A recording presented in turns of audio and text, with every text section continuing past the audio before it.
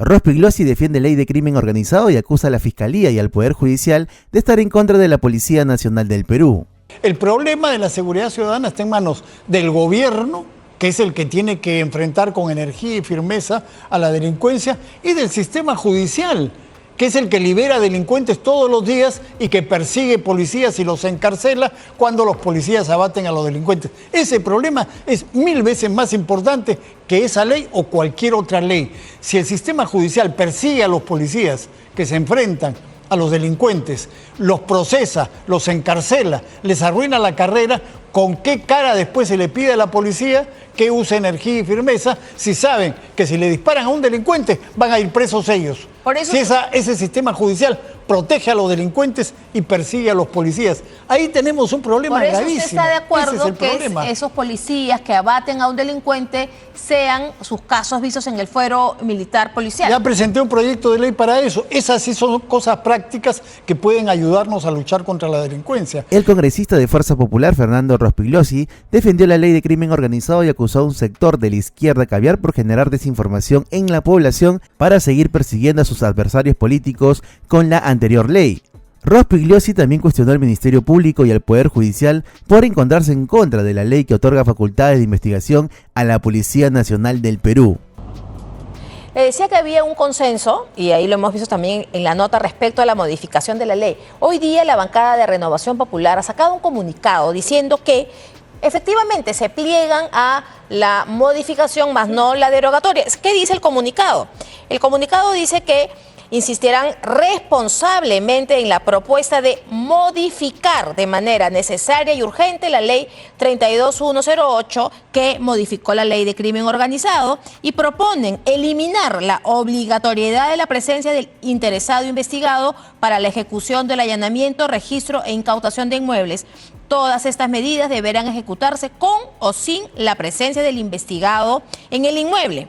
Asegurar la presencia del abogado defensor público desde el inicio de la ejecución del allanamiento, registro e incautación de inmuebles para evitar con ello dilaciones y suspensiones innecesarias. Entonces, lo que está diciendo Renovación Popular es que precisamente se cambie lo del allanamiento y que hayan defensores públicos desde el inicio. ¿Usted estaría de acuerdo? Sí, claro, pero deberían haber defensores públicos desde el inicio. Ahora lo que se está haciendo es ponerlo en la ley. Muy bien. O sea, y de hecho, los allanamientos que se han hecho y que han sido exitosos. ¿Con esta ley? Sí, con esta ley, pero con el defensor público ahí. Ya ha visto, el problema real es el que acabamos de ver cuando han detenido a esos 80 y tantos... Ayer en Lurín. ...individuos con armas ilegales y todo. Y hoy día, ¿cuántos quedan? 9. Han soltado a 70 y tantos. Bueno, ese es el problema. Y la otra cosa es que, o sea, hay dos razones por las cuales la criminalidad y la violencia ha aumentado. Uno, la llegada de delincuentes extranjeros y toda esta rueda monstruosa que ha crecido con los peruanos también imitando a los venezolanos en la barbarie.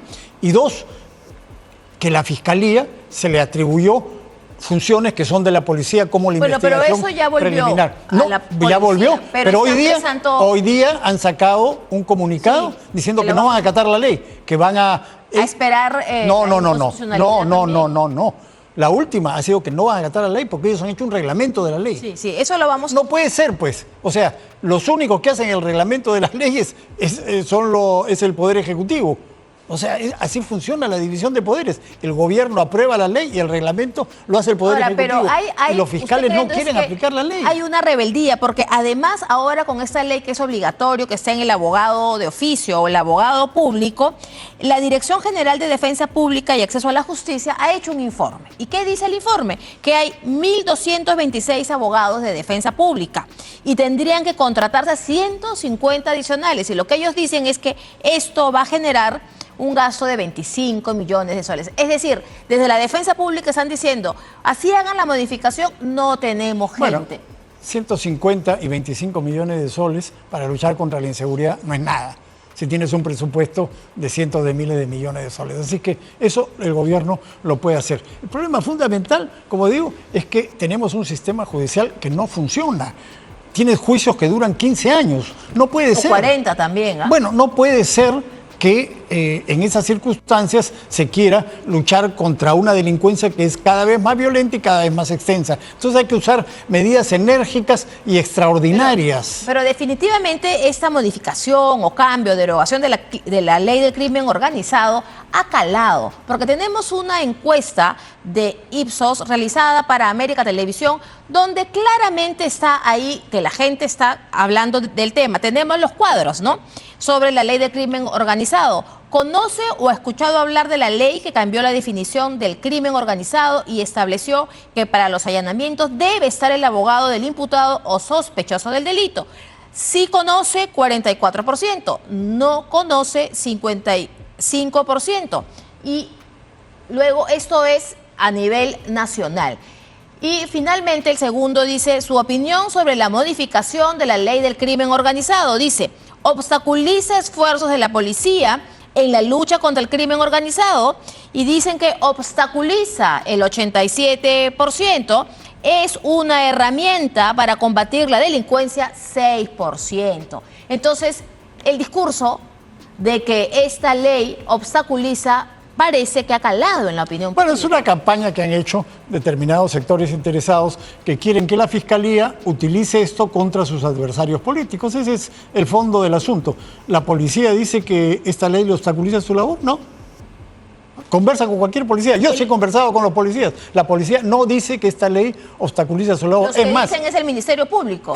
Son los fiscales y la mafia caviar los que han hecho la campaña. ¿Por qué? Porque la mafia caviar y la Fiscalía ha usado la ley anterior, que no precisaba lo que es crimen organizado, contra sus adversarios políticos. Criminales, organizaciones criminales. Ahora tiene que tener una estructura compleja. 3 personas que se reúnen para cometer un delito no son una organización criminal. Tiene que ser permanente, tiene que haber una jerarquía, etcétera. Ahora, la inmensa mayoría de la gente no conoce, por supuesto, todos los entresijos de la ley y, por supuesto, se dejan guiar por esta campaña. Se repite, porque los transportistas, su bandera de lucha es... No es la bandera de lucha, es la bandera de lucha de un pequeño grupo de dirigentes que ha tratado de meter ese tema. Pero el Congreso los recibió legitimándolos, ¿no? No, el Congreso no, el señor presidente del Congreso.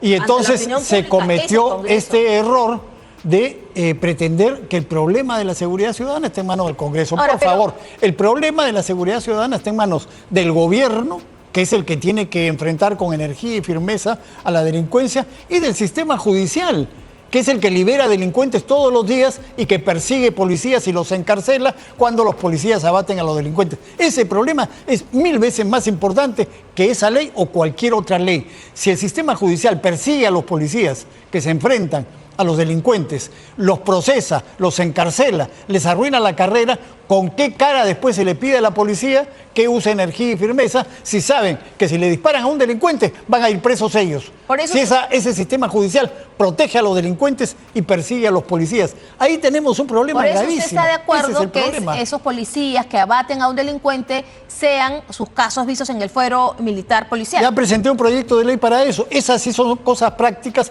que pueden ayudarnos a luchar contra la delincuencia.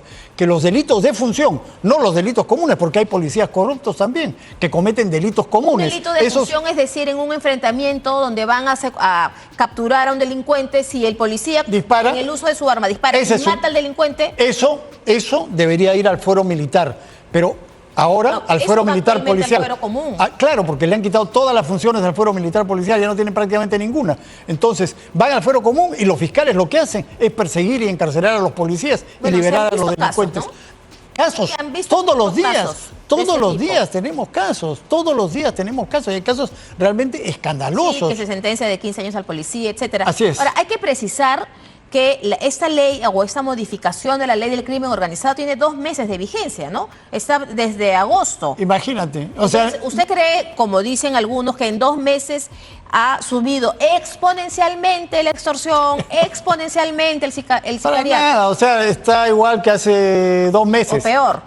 Bueno, puede ser peor, pero no tiene nada que ver con la ley. Tiene que ver con los operadores del sistema de justicia que liberan delincuentes todos los días, como este caso que acabamos de ver, capturan a 80 y quedan 9 y liberaron a 70 y tantos. Eso del búnker de Lurín ya tendría que haberse hecho con la investigación de la policía. Sí, por bueno, ejemplo. pero de hecho se allanó sin ningún problema. Allanaron y detuvieron a la gente. ¿Y la ley impidió que allanaran? No. Ahora, respecto a estas facultades que tiene ahora la policía nuevamente de investigar, efectivamente hablábamos que el Ministerio Público hoy día ha sacado un comunicado.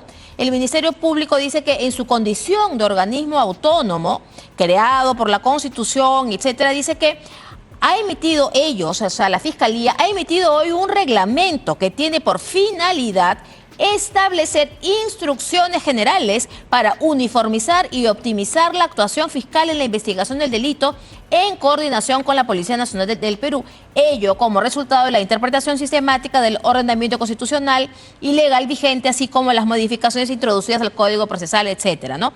Pero ellos, como decíamos, ellos anuncian que tienen una posición institucional, ¿no? Hace 2 días han sacado un comunicado diciendo que no van a acatar la ley.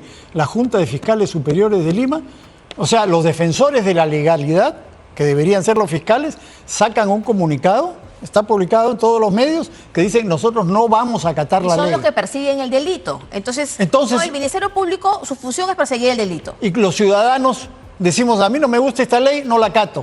Ese es el ejemplo que nos dan estos fiscales. Ahí está el problema no está en las leyes, el problema está en este sistema judicial podrido. ¿Y qué hacemos con los fiscales que no acatan la ley? Bueno, ¿cuál es la solución? Bueno, hay que denunciarlos penalmente, pero el problema es ¿a dónde van? A ellos mismos. Así es, como ese fiscal que golpeó a una mujer policía, ¿y qué le han hecho? Bueno, está sancionado. Bueno, lo han cambiado. Ah, sí. Se protegen entre ellos, pues ese es el problema. Y tratan de desviar la atención de la gente diciendo tal artículo, tal ley, tal inciso. Ese no es el punto. Pero queda claro que el Ministerio Público sigue siendo quien maneja la investigación, pero la policía hace la investigación en el campo, la investigación preliminar. ¿Es así? Es así, pues, porque ahora va un ciudadano ante la policía y denuncia una extorsión. Entonces, eso pasa a la fiscalía y la fiscalía tiene que hacer una carpeta fiscal. El fiscal no hace la carpeta antes de 15 días, si es que la hace en 15 días, o 3 semanas, o un mes. Y entonces la policía está esperando que le llegue la carpeta fiscal. No, ahora con esta ley que retorna esta facultad de investigación a la policía inicia inmediatamente la investigación y la sigue. Y luego da cuenta al fiscal, que es el encargado de procesar al delincuente. Pero la investigación, como la hacía antes la policía y como la hace la policía en todas partes del mundo, tiene que estar en manos de quienes saben investigar. Ahora, pero usted es consciente que mientras nosotros discutimos aquí la ley, el Ministerio Público, el Poder Judicial, el Congreso, el terrorismo sistemático, el terrorismo urbano, el crimen, se sigue muriendo la gente en la calle como el profesor, o sea, y pero estamos hay en que esta actuar, discusión. hay que actuar. Las discusiones, el Congreso y todo eso va por otro lado, pero ¿quién tiene que actuar? Pero no ¿Quién tiene el poder de actuar? Bueno, el gobierno, pues, claro. Y los jueces y fiscales. Esos son los que tienen que actuar. Le doy otra noticia, que hoy día también los jueces supremos están pidiendo una reunión de urgencia, un pleno extraordinario. Ellos dicen que el punto a tratarse, el punto de agenda será el análisis de los alcances de los proyectos de leyes presentados en el Congreso de la República que tienen incidencia en las funciones jurisdiccionales y propias del Poder Judicial por su posible afectación a la independencia judicial y al sistema de la administración de justicia. Y todo va los supremos. Entonces, Ministerio Público y Poder Judicial pareciera que están contra el Congreso. No. Están contra las fuerzas del orden, no están contra el Congreso. ¿A qué leyes se refieren? A la ley que le ha devuelto la potestad a la policía para investigar, a la ley que precisa el alcance de la lesa humanidad, para que no sigan juzgando y sentenciando injustamente a militares y policías que derrotaron al terrorismo, a la ley que acabo de presentar para que los delitos de función sean juzgados en el fuero militar policial. No están contra el Congreso, están contra la policía y las Fuerzas Armadas.